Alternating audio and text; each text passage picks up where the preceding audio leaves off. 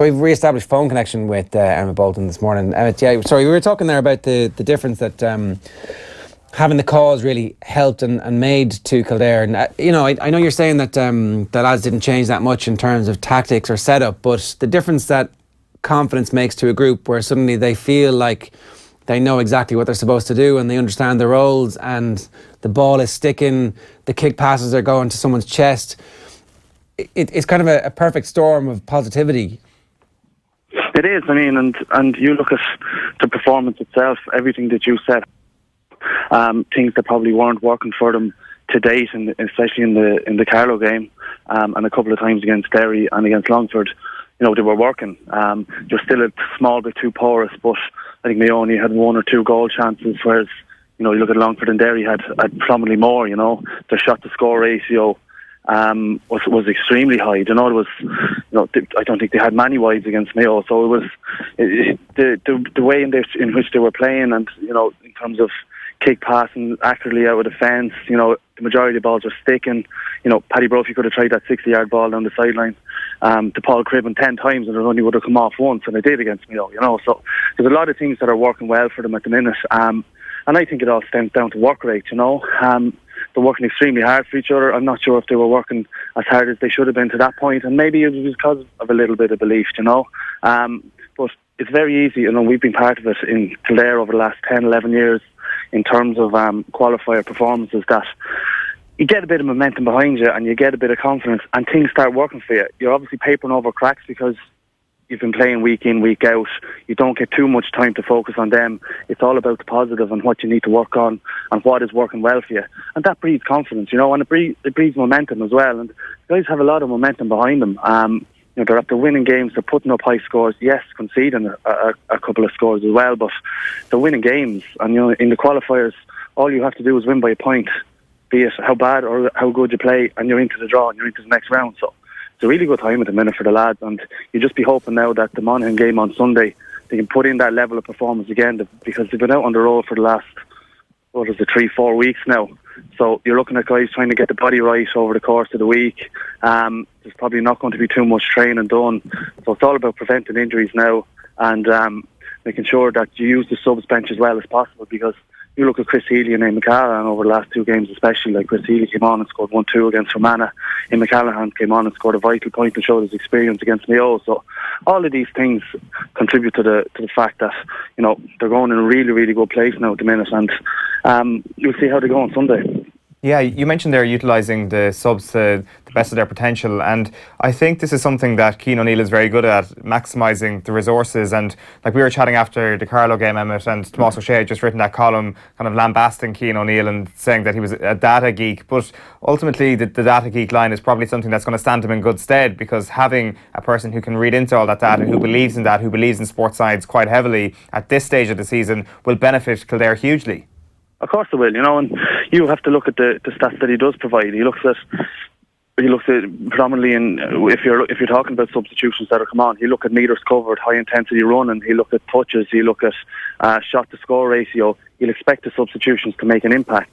Defensively, it's the same. How many tackle counts you can get in, and if you turn the ball over and there's your man score. So he has all of these stats, and to be fair to him, in terms of preparation for the guys and on an S&C point of view and stats and feedback and that type of thing, there's nothing left to chance there. I know guys will get feedback in terms of, especially offensively, where they've shot, where they've missed, where they've scored, and they can go away and they can look at areas there where they need to improve on, so that when it comes to game time, if they do take a shot from an area that they missed over the last couple of weeks, you can be sure that they've practiced from that point, that area, and their percentage will go up in terms of success rate in it. So it's there are a lot of stats in it. They fill out stuff every morning and things like that. But at the end of the day, he'll have all of that in front of him. He'll make his call then on as to whether be it Ian McCallaghan, Chris Healy is going to come on. He'll have their stats from the game previous, and he'll be putting lads in there based on form and based on stats they've proved in the last game. So.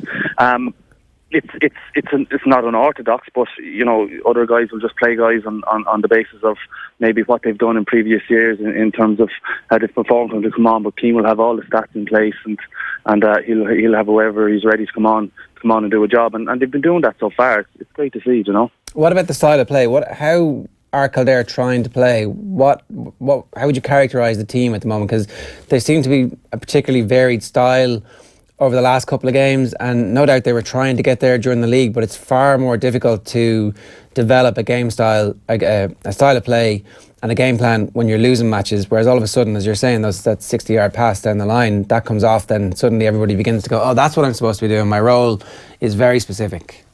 Yeah, like it's probably not that hard of a structure that they have. You know, Owen Doyle drops back, protects the full back line. You'll have Tommy or Kevin come into the six pocket, or Fergal Conway or Paul Cribben, whoever's closest. He'll call them back. And like I thought, I was watching the Sunday game on Sunday, and you could hear Owen Doyle, you know, during the highlights of it, you could actually hear him screaming at Paul Cribben to come back into the six pocket through the telly. So in terms of communication, he does that really well and really effectively.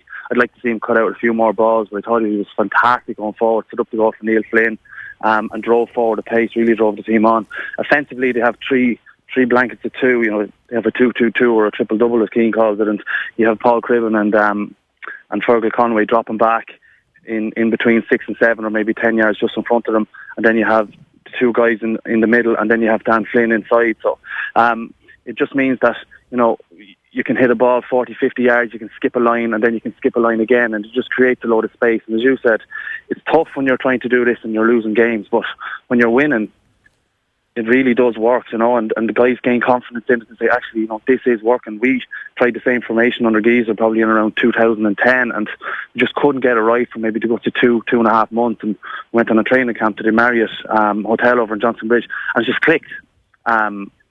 And all of a sudden, it was working really well for us, and we were blowing teams out of the water. So that's after happening again with the guys. You know, they've got a bit of confidence in it, and they're winning games. And whether you're papering over cracks, or whether you're just getting through games, all of this stuff does give guys confidence, gives guys momentum, and you know, it looks great then. But look, we have the players and the ability to play this type of formation. You know, we're big, strong, physical, athletic guys with a lot of pace. I know you come up and try and mark Dan Flynn, he'll dummy around you, he'll bounce the ball over your head, or he'll just run straight through you. And the same with the likes of Paul Cribben and Fergie Conway, guys that have really drove the team on. But you know, it's all about the personnel in the formation, and he has the right guys for the right job at the minute, you know, to do this. And they're just breathing a lot of confidence at the minute, and they're just blowing teams out of the water. After the Carlow game, we were talking in studio here about it, and I was making the point that regardless of what happens this season, they should just double down and say Keane is the man for the long term, and you know, they need to recover from this disastrous situation. Now it's not even a question. Like, there's no doubt that Cian O'Neill is going to be the Kildare manager next year, assuming that he wants to continue and all that. And so you get the sense that finally, like, a Division 2 campaign won't be the worst thing that's ever happened to a group who will be bouncing from the confidence of this season into next year, hopefully winning some games in a more regular basis, and ideally coming straight back up. But you know, after the league campaign and after the Carlow match, you could have seen a lot of players walk away. You could have seen this thing completely fall into disarray. So, like, those matches, and in particular that Derry match, might have been one of the biggest games in Kildare football in the last decade or so. Yeah, I think it was, sir. You know, and we would have said it in around, you know, family and stuff like that, that this is a massive game for Cian O'Neill and for the players. You know, we obviously all went down, and the whole county and the whole country, I suppose, went and looked at the Kildare and Carlow match, and you know, Carlow were going well, and they were after beating a couple of teams, and they were after getting promoted from Division 4. But there's no way you would have expected them to beat Kildare, and just to serve what they served up was extremely disappointing. And I suppose it just people and supporters and fans, they didn't know where Kildare were going really as such, you know. And it's very easy with performances like that in all sports. You see it, manager gets the blame straight away, and players that, you know, probably were a couple of stories coming out from the group that guys were probably maybe a little bit of indiscipline, and that, how true that is, you'll never know. It's probably all incorrect, but it's that type of stuff that goes on when performances like that come in. But you know, they went up to Derry and they had to put in a performance. You know, Derry probably watched the Carlow game and they would have said, look, let's get stuck into these lads straight away. And I think after the first 10-20 seconds, there were 4 or 5 Derry lads put on their holes. So, you know, the lads really stood up. Whatever Cian O'Neill said in the dressing room in the weeks after the Carlow game to them, it really worked. You know, they're playing a really, really good brand of football. And look, it's all based on results. It's a fine line. You know, all is forgotten about the last previous year.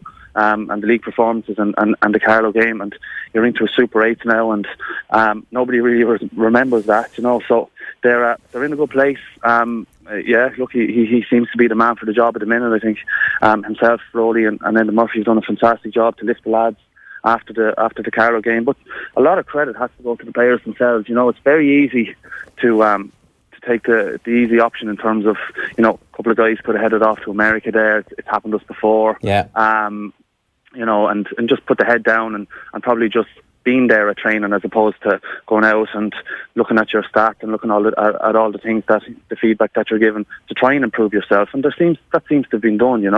I know Fergie Conway probably, his shooting probably wasn't up to scratch last year, but sure, he went off and kicked 4 points against Derry and has contributed really well over the last couple of games. So guys have went away and they've worked after the Carlow game, and it's a credit to them, because it's their responsibility to leave the jersey in a better place for the guys coming after them. And they're going to be down in Division 2 in the league now, and it's vital that they do that, because there's a really good under-21 team coming up there at the minute. Davy Burke is after winning Leinster with them, and you've guys like Jimmy Hyland and Mark Dempsey and Aaron Masterson and guys like that will no doubt be involved in the senior panel next year. So it's a good place for Kildare at the minute. But look, it's a fine line. It could all end on Sunday, if they don't perform against Monaghan and everything they've done previous to this. It'll all come down to that game. They're not in a position really like a Dublin or a Kerry to maybe look a game beyond. They just got to focus on the next game and worry about that. Monaghan are slight favourites for this game, and I think part of that is on the basis of the performance against Tyrone. But Monaghan's record in Croker not so good. Kildare's record in Croker not so good either, to be honest. We're looking at some stats here on screen. I think there's a couple of games Monaghan played against Down where they beat them that isn't actually on that record, coming from GAA stats. But anyway, the general consensus is that neither of these two teams actually enjoys playing in Croker. So one of them, hopefully, at the end of the game, barring a draw, is actually going to have a much better record after it on Sunday. What do you think is going to happen? And like Monaghan, as I said, are slight favourites. They probably deserve to be on the basis of their own track record in recent years. But what do you think is going to happen? Look, if Kildare produce the same performance that they've been given against Mayo and against Fermanagh, I think they'll be okay. Probably it was a good help to them in the fact that they played a northern team before they played Fermanagh. So Monaghan's probably defensive structure is a little bit better than for Fermanagh's. Obviously, if Fermanagh's after conceding 320, but I think that'll be a massive help to them. Same with the Mayo game. Two real strong physical teams. Fermanagh dropping a lot of men back. So in Monaghan, and they tried to break out a pace. Monaghan will obviously do it a little bit better. So it was a good test for the guys, to experience that level of intensity, that level of tackling, to be able to make sure that the game plan and structure that they had worked in terms of being patient down the sideline, working the ball across the middle, and then picking lines at angles to come through for balls over the top.